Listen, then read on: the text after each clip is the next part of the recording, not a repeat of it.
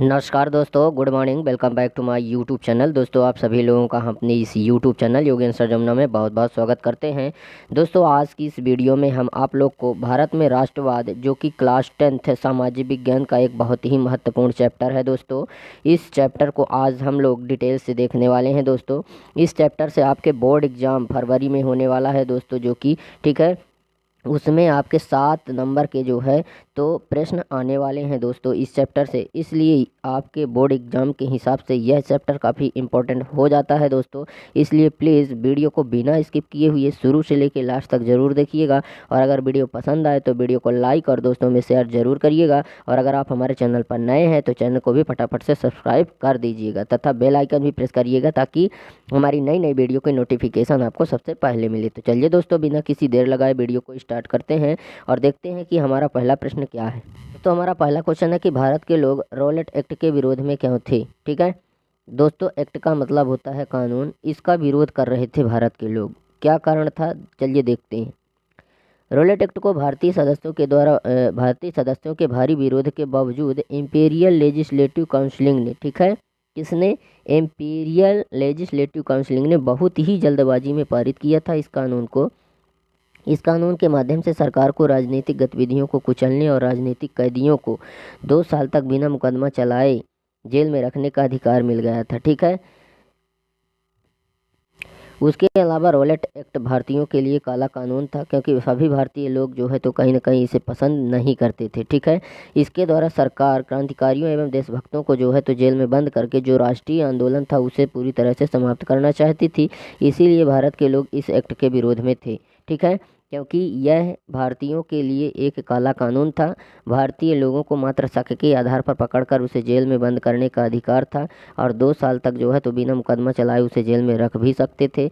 सरकार ने ऐसा कानून दे दिया था किसको, अंग्रेज़ों को। ठीक है, इसीलिए भारतीय लोग इस एक्ट का विरोध करते थे। ठीक है, आगे हमारा जो दूसरा क्वेश्चन है वह है जलियांवाला बाग हत्याकांड के बारे में क्या जानते हैं। ठीक है दोस्तों, अगर हम जलियांवाला बाग हत्याकांड की बात करें तो रॉलेट एक्ट कानून के पास होने के बाद, ठीक है, 13 अप्रैल 1919 को अमृतसर के जलियांवाला बाग में एक जनसभा आयोजित करने की घोषणा की गई थी। लोगों को वहां पे एकत्रित होने दिया गया उस गार्डन पर। जब लोग हजारों की संख्या में इकट्ठा हो गए तो वहां जनरल डायर बख्तरबंद गाड़ियों और सेनाओं के साथ जा पहुंचा। उसने बिना किसी चेतावनी के निहत्थे व शांतिपूर्ण सभा कर रहे लोगों पर अपनी सेना को गोलीबारी करने का आदेश दे दिया। दोस्तों, पहले से ही जो एक वो एक्ट था दोस्तों, रॉलेट एक्ट जो तो रॉलेट एक्ट से भी पहले से ही पसंद नहीं, रॉलेट एक्ट को भी पहले से ही पसंद नहीं करते थे भारतीय, तो उसका तो विरोध कर ही रहे थे। उसके अलावा ये जब जलियांवाला बाग हत्याकांड हुआ उसके बाद और ज़्यादा जो है तो लोग गुस्सा हो गए, क्योंकि जो जलियांवाला बाग हत्याकांड था उसमें बहुत सारे लोगों को जनरल डायर ने, निहत्थे जो लोग थे वहाँ पे जो सभा कर रहे थे शांतिपूर्ण, उनको जो है तो बिना किसी सूचना के अपने सैनिकों से गोलियां चलवा करके उनको ख़त्म करवा दिया। बहुत सारे भारतीय इसमें मारे गए थे। इनमें भारतीयों की जो संख्या थी वो सबसे अधिक थी। ऐसा करने के पीछे जनरल डायर का उद्देश्य नैतिक प्रभाव पैदा करना था और सत्याग्रही लोग, मतलब जो सत्याग्रह कर रहे थे, उन लोगों के मन में आतंक और भय की भावना पैदा करना चाहता था। ठीक है, इसीलिए जो है तो जो औपनिवेशिक सरकार थी उन्होंने जो है तो इस तरह का माहौल पैदा किया था और इस तरह का जो हत्याकांड करवाया था दोस्तों। इसीलिए ठीक है, इतनी भारी संख्या में निर्दोष लोगों की हत्या की गई, ये बहुत ही अमानवीय कृत्य है। ठीक है, इसके लिए सरकार को माफ़ी मांगना चाहिए और जनरल डायर को कड़ी से कड़ी जो है तो सज़ा देनी चाहिए दोस्तों। ठीक है, क्योंकि ये बहुत ही गलत काम किया था निहत्थे लोगों के साथ। ठीक है, अगला हमारा क्वेश्चन है कि गांधी जी ने असहयोग आंदोलन को वापस लेने का फैसला क्यों किया। ठीक है, तो रॉलेट एक्ट एवं जलियांवाला बाग हत्याकांड के कारण, ठीक है, गुस्साए लोगों ने चौरी चौरा नामक स्थान पर 5 फरवरी, ठीक है, 5 फरवरी 1922 की घटना के कारण गांधी जी ने असहयोग आंदोलन को वापस लेने का फैसला किया। काहे कि चौरी चौरा नामक स्थान पर जो है तो एक शांतिपूर्ण जो है तो जुलूस निकल रहा था, है ना, अहिंसात्मक जुलूस निकल रहा था, लेकिन अचानक पुलिस वालों ने उनको रोका, जिसकी वजह से वो लोग बहुत ज़्यादा गुस्सा हो गए और पुलिस अफसरों पर हमला करना शुरू कर दिया। ठीक है, क्योंकि गोरखपुर के चौरी चौरा बाजार में गुजर रहा था, ठीक है, वह जुलूस, जो कि हिंसात्मक टकराव में बदला था, क्योंकि जनता ने आवेश में आकर थानेदार और कई सिपाहियों की हत्या कर दी थी। हमारा पहला क्वेश्चन है कि भारत के लोग रॉलेट एक्ट के विरोध में क्यों थे। दोस्तों, एक्ट का मतलब होता है कानून, ठीक है। इसका जो ये रॉलेट एक्ट था दोस्तों, इसका भारतीय लोग जो है तो विरोध कर रहे थे, ठीक है। क्योंकि भारतीय सदस्यों के भारी विरोध के बावजूद भी जो इंपीरियल लेजिस्लेटिव काउंसिल ने बहुत ही जल्दबाजी में इस एक्ट को पारित कर दिया था। इस कानून के जरिए सरकार को राजनीतिक गतिविधियों को कुचलने और राजनीतिक कैदियों को 2 साल तक बिना मुकदमा चलाए जेल में रखने का अधिकार मिल गया था। और रॉलेट एक्ट भारतीयों के लिए एक काला कानून था, ठीक है। अब वो काला कानून इसलिए था क्योंकि भारतीय लोग जो है तो नहीं चाहते थे कि यह एक्ट लागू हो, क्योंकि यह एक्ट उनके लिए बहुत ही खतरनाक था, ठीक है। इस एक्ट के द्वारा सरकार क्रांतिकारियों एवं देशभक्तों को कैद करके राष्ट्रीय आंदोलन को समाप्त करना चाहती थी, इसीलिए उन्होंने इस प्रकार के एक्ट को लागू किया था, ठीक है। और भारत के जो है तो लोग इसी कारण इसका विरोध कर रहे थे, ठीक है। अगला हमारा जो क्वेश्चन है वो है कि जलियांवाला बाग हत्याकांड के बारे में टिप्पणी लिखना है, ठीक है। दोस्तों, जो रॉलेट एक्ट हुआ था दोस्तों, ठीक है, उसके पास होने के बाद 13 अप्रैल 1919 को अमृतसर के जलियांवाला बाग में एक जनसभा आयोजित की जा रही थी, ठीक है। लोगों को वहां एकत्रित होने दिया गया।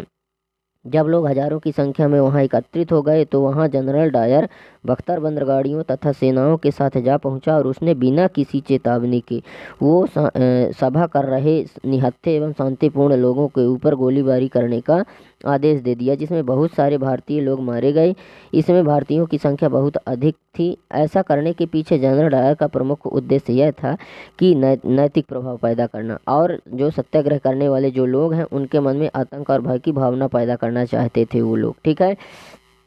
और उसके अलावा इतनी भारी संख्या में निर्दोष लोगों की जो है तो हत्या की गई, जो कि एक अमानवीय कृत्य है। इसके लिए सरकार को माफ़ी मांगना चाहिए और जनरल डायर को कड़ी से कड़ी सज़ा देनी चाहिए, ठीक है।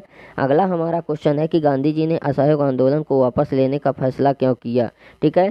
तो रॉलेट एक्ट व जलियांवाला बाग हत्याकांड से जनता पूरी तरह से जो है तो अंग्रेज़ों के खिलाफ हो चुकी थी, ठीक है। तो चौरी चौरा नामक स्थान पर 5 फरवरी 1922 की घटना के कारण गांधी जी ने असहयोग आंदोलन को वापस लेने का फैसला किया, क्योंकि गोरखपुर के चौरी चौरा में बाजार से गुजर रहा शांतिपूर्ण जुलूस पुलिस के साथ हिंसात्मक टकराव में बदल गया। हिंसात्मक टकराव क्या होता है दोस्तों, मतलब गांधी जी जो है तो अहिंसा के पुजारी थे और सभी भारत के लोगों को भी वो अहिंसा के मार्ग पर ही चलना सिखा रहे थे। अहिंसा का मतलब किसी के साथ बुरा बर्ताव या किसी के साथ गलत नहीं करना ही क्या है, अहिंसा है, ठीक है। और हिंसा का मतलब होता है किसी के साथ मारपीट करना या गलत करना, ठीक है। तो जो वहाँ जो है तो जुलूस जा रहा था, लेकिन पुलिस के साथ अचानक जो है तो हिंसा पर उतर आए लोग और जनता ने आवेश में आकर यानी कि गुस्से में आकर कई थानेदारों और कई सिपाहियों की हत्या कर दी और पुलिस स्टेशन में आग लगा दी। इस घटना के बाद इस आंदोलन ने अपना अहिंसात्मक रूप को खो दिया, जो उनका अहिंसात्मक रूप था उसको खो दिया और हिंसात्मक रूप अपना लिया। गांधी जी ने फरवरी 1922 को इसीलिए असहयोग आंदोलन को जो है तो वापस लेने का फैसला कर दिया, ठीक है। क्योंकि जिस तरह से लोग एक दूसरे को मार पीट रहे थे, है ना, इस ऐसे में वो आंदोलन नहीं करना चाहते थे, क्योंकि उनका मानना है कि आंदोलन के लिए मारपीट करना ज़रूरी नहीं है, क्योंकि वो पहले से ही जो है तो हिंसा के पुजारी थे। अगला हमारा क्वेश्चन है कि सत्याग्रह पर गांधी जी के 4 विचार लिखने हैं, ठीक है। तो गांधी जी द्वारा सत्य के विचार में सत्य की शक्ति पर आग्रह और सत्य की खोज पर जोर दिया जाता था, क्योंकि गांधी जी का कहना था कि अगर आपका उद्देश्य सच्चा है, यदि आपका संघर्ष अन्याय के खिलाफ है, तो उत्पीड़क बल से मुकाबला करने के लिए आपको किसी शारीरिक बल की आवश्यकता नहीं है, ठीक है, बल्कि प्रतिरोध की भावना या आक्रामकता का सहारा लिए बिना भी जो सत्याग्रही है, जो सत्याग्रह करने वाला है, जो आंदोलन करने वाला है, ठीक है, वह अहिंसा के सहारे भी अपने संघर्ष में सफल हो सकता है, ठीक है। इसके लिए दमनकारी शत्रु की चेतना जो है अपने अंदर उसको झंझोड़ना चाहिए और उत्पीड़न शत्रु को ही नहीं बल्कि सभी लोगों को हिंसा के द्वारा सत्य को स्वीकार करने पर विवश करने की बजाय जो है तो सच्चाई को देखने और सत्य की जीत सच्चाई को देखने और सहज भाव से स्वीकार करने के लिए प्रेरित किया जाना चाहिए। इस संघर्ष में अंततः जो जीत होगी वो सत्य की ही होगी। गांधी जी का यह विश्वास था कि अहिंसा का यह धर्म सभी भारतीयों को एकता के सूत्र में बांध देगा। ठीक है, इसीलिए वो अहिंसा का मार्ग अपनाते थे, हिंसा का मार्ग नहीं अपनाते थे। ठीक है, अगला हमारा क्वेश्चन है कि साइमन कमीशन क्या है। ठीक है, साइमन कमीशन। ठीक है, तो ब्रिटेन की नई टोरी सरकार ने सर जॉन साइमन के नेतृत्व में एक वैधानिक आयोग का गठन किया, जिसका प्रमुख उद्देश्य भारत में संवैधानिक व्यवस्था की कार्यशैली का अध्ययन करना और उसके बारे में सुझाव देना था। यह आयोग भारत के लिए बना था, परंतु इसमें जो कोई भी सदस्य जो है तो भारतीय नहीं था। इसके सारे सदस्य जो है तो अंग्रेज थे। जो साइमन कमीशन था, इसके जो सदस्य थे वह सबके सब अंग्रेज थे, जबकि बना था भारत के लिए, तो भारत का भी सदस्य होना चाहिए, लेकिन भारत का कोई भी सदस्य नहीं था। जब 1928 में साइमन कमीशन भारत पहुंचा तो उसका जो स्वागत हुआ ना, वो साइमन कमीशन वापस जाओ से हुआ।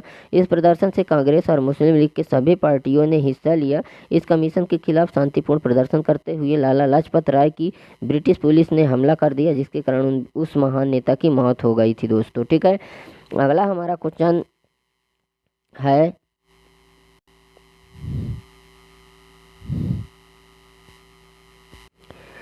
साइमन कमीशन की रिपोर्ट भारतीयों के असंतोष को दूर करने में असमर्थ रही। जो साइमन कमीशन था है ना, वह भारतीयों का जो असंतोष था उसे दूर नहीं कर पाई। इस रिपोर्ट में ना तो औपनिवेशिक साम्राज्य का उल्लेख था और ना ही अधिराज्य की स्थिति को ही स्पष्ट किया गया था। साथ ही केंद्र में उत्तरदायी सरकार की स्थापना का भी उल्लेख नहीं था। ठीक है, अगला हमारा क्वेश्चन है कि गांधी जी की नमक यात्रा का वर्णन करना है। गांधी जी ने देश को एकजुट करने के लिए नमक को एक शक्तिशाली प्रतीक माना था, क्योंकि देश के सभी लोग कहीं न कहीं नमक का यूज कर रहे थे और वो नमक जो है तो अंग्रेजों के द्वारा प्राप्त होता था। अंग्रेज उसी नमक का सबसे ज़्यादा कर वसूलते थे। ठीक है, तो गांधी जी ने सोचा कि अगर ये नमक हम खुद बना लें तो मतलब अंग्रेजों के द्वारा दिया गया नमक का यूज ही नहीं करेंगे लोग, जिसकी वजह से जो कर लग रहा है उस कर को देने से बच जाएंगे लोग, है ना। और राष्ट्र के प्रति जो है तो लोग राष्ट्रवाद की भावनाओं को भी जन्म होगा इस तरह से। ठीक है, लोगों के अंदर। इसलिए गांधी जी ने नमक यात्रा का प्रारंभ किया था और नमक को ही जो है तो शक्तिशाली प्रतीक माना था। ठीक है, 31 जनवरी 1930 को उन्होंने वायसराय इरविन को एक खत लिखा था और उस खत में उन्होंने 11 मांगों का उल्लेख किया था। ठीक है, इसमें से कुछ मांगें जो है तो असाधारण थी और जबकि कुछ जो है तो मांगें उद्योगपतियों और किसानों के लिए थी। गांधी जी ने इन मांगों के द्वारा समाज के सभी वर्गों के लोगों को जोड़ना चाहते थे, जिससे वे उनके अभियान में जो है तो शामिल हो सके, आंदोलन में वो शामिल हो सके। राष्ट्रवाद की भावना इसीलिए वो सभी लोगों में पैदा करना चाहते थे। इसमें सबसे महत्वपूर्ण मांग नमक कर को समाप्त करने से संबंधित थी, क्योंकि नमक के इस्तेमाल अमीर गरीब सभी वर्ग के लोग करते थे। यह भोजन का एक अभिन्न अंग था। अतः नमक कर और उसके उत्पादन पर सरकारी अंकुश को महात्मा गांधी ने ब्रिटिश शासन का सबसे दमनकारी पहलू बताया। गांधी जी ने एक पत्र द्वारा चेतावनी दी कि यदि 11 मार्च तक उनकी मांगों को पूरा नहीं किया गया तो कांग्रेस सविनय अवज्ञा आंदोलन शुरू कर देगी। ठीक है, इरविन के द्वारा उनके प्रस्तावों को ठुकरा दिया गया, उनके प्रस्तावों को माना नहीं गया। तब जाकर गांधी जी ने जो है तो 78 सहयोगियों के साथ, ठीक है, डांडी यात्रा शुरू कर दी और 6 अप्रैल को गांधी जी डांडी पहुंचे। उन्होंने समुद्र के पानी को उबालकर नमक बनाना शुरू किया और यह कानून का उल्लंघन था। इस तरह न केवल अंग्रेजों की शांतिपूर्ण अवज्ञा की गई, बल्कि औपनिवेशिक कानूनों का उल्लंघन करने के लिए आह्वान किया जाने लगा। देश के हजारों लोगों ने नमक कानून तोड़ा और सरकारी नमक कारखाने के सामने प्रदर्शन भी किया। विदेशी कपड़ों का बहिष्कार किया। बहिष्कार का मतलब है दोस्तों, मतलब उनके द्वारा दिया गया कोई भी चीज़ को यूज नहीं करना, मतलब उपयोग करने से मना कर देना। जो शराब की दुकानें थी वहाँ पे पिकेटिंग की गई, मतलब धरना दिया गया, वहाँ पे जाना प्रतिबंधित किया गया ही जो है तो पिकेटिंग कहलाता है दोस्तों। ठीक है, तो पिकेटिंग की गई और बहुत सारे स्थानों पर वन कानून का उल्लंघन करने लगे। मतलब अंग्रेजों ने वनों के लिए बहुत सारे कानून बनाए थे, आरक्षित वन, सुरक्षित वन, वन्यग्राम वन, इस प्रकार के जो है तो उन्होंने कानून बनाए थे, उसका उन्होंने उल्लंघन किया और इस प्रकार नमक यात्रा के उपनिवेश के खिलाफ प्रतिरोध का एक असरदार प्रतीक सिद्ध हुआ दोस्तों। ठीक है, अगला हमारा क्वेश्चन है कि असहयोग आंदोलन के कोई 4 कारण लिखना है। ठीक है, असहयोग आंदोलन महात्मा गांधी की देखरेख में चलाया जाने वाला प्रथम जन आंदोलन था। इस आंदोलन का व्यापार का जो आधार था वो जनता ही थी, क्योंकि अगर जनता नहीं होगी तो कोई भी आंदोलन नहीं होगा। ठीक है, और शहरी क्षेत्र में मध्यम वर्ग, ग्रामीण वर्ग, किसान वर्ग, आदिवासी वर्ग का भी समर्थन मिला था। शहर में मध्यम वर्ग का और गाँव में किसान वर्ग और आदिवासी वर्ग का समर्थन मिला था तथा श्रमिकों जो मजदूर हैं उनका भी जो है तो इस आंदोलन में समर्थन मिला था दोस्तों, असहयोग आंदोलन में। ठीक है, इसके प्रमुख कारण है, पहला कारण है असहयोग आंदोलन का कि सरकार की दमनकारी नीति। ठीक है, अगर सरकार ने इस नीति को ना अपनाता तो यह आंदोलन का कारण न बनता, क्योंकि नमक कर कानून को दमन करने की नीति जनता में असंतोष और विद्रोह की भावना फैला दी थी। इस आंदोलन को कुचलने के लिए सरकार द्वारा criminal law amendment act, press act, explosive substance act आदि एक्ट बनाए गए और इन्हीं एक्टरों के तहत क्रांतिकारियों को काला पानी, आजीवन कारावास और फांसी की सजा दी जा रही थी। इससे जनता का आक्रोश ब्रिटिश सरकार के प्रति बढ़ता गया और असहयोग आंदोलन का कारण बना। ठीक है, अगला जो असहयोग आंदोलन का कारण था वो था प्रथम विश्व युद्ध का प्रभाव। प्रथम विश्व युद्ध के कारण चीन और भारत आदि देशों में राष्ट्रीयता की लहर आ गई थी और भारत की कांग्रेस सरकार कांग्रेस सरकार जो थी वह अंग्रेजी सरकार से जो है तो आत्मनिर्णय के अधिकार की मांग करने लगी और आत्मनिर्णय का अधिकार न मिलने के कारण असहयोग आंदोलन शुरू हो गया। यह भी जो है तो एक असहयोग आंदोलन का कारण था। अगला जो कारण है असहयोग आंदोलन का वो है कि 1919 के मॉन्टेग्यू चेम्सफोर्ड एक्ट से निराशा। ठीक है, यह एक्ट प्रथम विश्व युद्ध के बाद बनाए गए थे, जो कि भारतीयों की आशाओं पर पानी फेर दिया था और कांग्रेस सरकार ने इन एक्ट को असंतोषजनक और निराशापूर्ण कहकर उनकी आलोचना की। इसके बाद उन्होंने जो है तो सहयोग की नीति को अपनाया और आंदोलन का कारण बना। ठीक है, अगला जो असहयोग आंदोलन का कारण था वो था रॉलेट एक्ट और जलियांवाला बाग हत्याकांड। सभी भारतीय रॉलेट एक्ट और जलियांवाला बाग हत्याकांड से नाखुश थे, क्योंकि उसमें कई सारे भारतीयों की जो है तो मृत्यु हो गई थी। ठीक है, जलियांवाला बाग हत्याकांड में। और रॉलेट एक्ट में भी शक के आधार पर किसी भी भारतीय को 2 साल तक के लिए जेल की सजा हो जाती थी। ठीक है, इसीलिए जो है तो लोग इससे नाखुश थे, इसीलिए सभी जो है तो भारतीय इस कानून के खिलाफ थे और जलियांवाला बाग हत्याकांड भी असहयोग आंदोलन का प्रमुख कारण बना, क्योंकि उसमें बहुत सारे भारतीय लोगों को अंग्रेजों द्वारा मारे गए थे। ठीक है, बहुत सारे भारतीय लोग अंग्रेजों के द्वारा मारे गए थे। उसके बाद हमारा जो अगला क्वेश्चन है, सविनय अवज्ञा आंदोलन का वर्णन करना। यह आंदोलन की शुरुआत न केवल अंग्रेजों का सहयोग न करने के लिए बल्कि उनके द्वारा जो कानून बनाए गए थे उनका भी उल्लंघन करने के लिए शुरू किया गया था। इस आंदोलन का शुभारंभ गांधी जी ने नमक कानून को तोड़कर किया था। देश के विभिन्न भागों में हजारों लोगों ने नमक कानून को तोड़ा और सरकारी नमक कारखानों के सामने प्रदर्शन भी किया। आंदोलन फैला तो विदेशी कपड़ों का बहिष्कार किया जाने लगा, शराब की दुकानें की पिकेटिंग होने लगी, किसानों ने लगान और चौकीदार ने चौकीदारी करने से इनकार कर दिया। गाँव में तैनात जो कर्मचारी हैं उन्होंने इस्तीफा दे दिया और बहुत सारे स्थानों पर जंगलों में रहने वाले लोगों ने वन कानून का उल्लंघन किया। वह लोग जो है तो मवेशियाँ वगैरह जो मवेशी चराने लगे ले जाकर वनों में, वहाँ के पेड़ पौधों को भी काटने लगे, है ना। मतलब जो आरक्षित वन थे उनको भी उन लोगों ने पूरी तरह से उपयोग करना शुरू कर दिया। इन्हीं घटनाओं से चिंतित होकर औपनिवेशिक सरकार ने कांग्रेसी नेताओं को गिरफ्तार करने लगी। बहुत सारे जगहों पर जो है तो हिंसात्मक टकराव भी हुए लोग और पुलिसों के बीच में।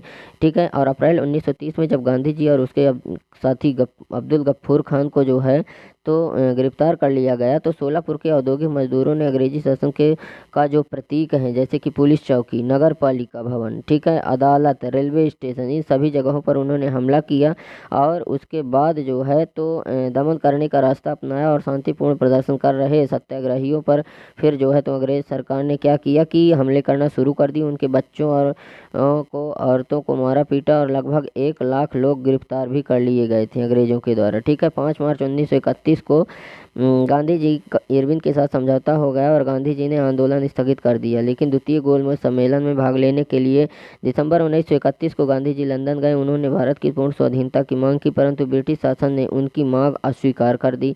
ठीक है, अतः 1932 में कांग्रेस ने गांधी जी के जो है तो नेतृत्व में पुनः आंदोलन प्रारंभ किया और सरकार ने नए सिरे से दमन करना शुरू कर दिया।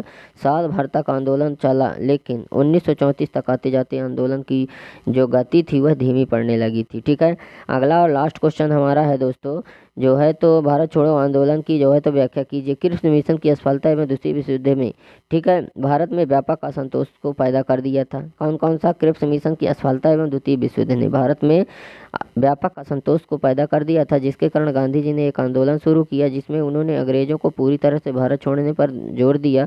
14 जुलाई 1942 को अपनी कार्यकारिणी में, ठीक है, कहाँ पे? वर्धा में कांग्रेस कार्य समिति ने ऐतिहासिक भारत छोड़ो प्रस्ताव पारित किया, जिसमें सट्टा का भारतीयों को तत्काल हस्तांतरण एवं भारत छोड़ने की मांग की गई, ठीक है। 8 अगस्त 1942 को मुंबई में अखिल भारतीय कांग्रेस समिति ने प्रस्ताव का जो है तो समर्थन किया। इसमें पूरे देश में व्यापक पैमाने पर एक अहिंसक जल संघर्ष जो है तो वहाँ किया गया। इसी अवसर पर गांधी जी ने करो या मरो का प्रसिद्ध नारा दिया था। भारत छोड़ो इस आह्वान से देश के अधिकतर हिस्सों में जो है तो व्यवस्था थी वह जो है तो ढक कर दिया गया, ठीक है। लोग स्वयं ही जो है तो आंदोलन में कूद पड़े। अपने जो व्यापार थे, जो दुकानदारें थी उनको बंद करके, जो दुकानें थी उनको बंद करके आंदोलन में कूद गए, हड़ताल करने लगे। राष्ट्रीय गीतों व तारों के जो है तो साथ प्रदर्शन किया और जुलूस भी निकाले। आंदोलन पर प्रस्ताव में एक जन आंदोलन था जिसमें मजदूर की छात्र, मजदूर, किसान और जैसे हजारों साधारण लोगों ने जो है तो इस आंदोलन में हिस्सा लिया। नेताओं की भागीदारी भी इसमें देखी गई, जिसमें जयप्रकाश नारायण और आसफ अली, राम मनोहर लोहिया आदि सम्मिलित थे। अंग्रेजों द्वारा अधिक बल प्रयोग के बावजूद इसे दबाने में लगभग 1 वर्ष से अधिक का समय लग गया था, ठीक है। इस आंदोलन ने भारतीयों के मन में अंग्रेजी शासन का खौफ कम कर दिया था।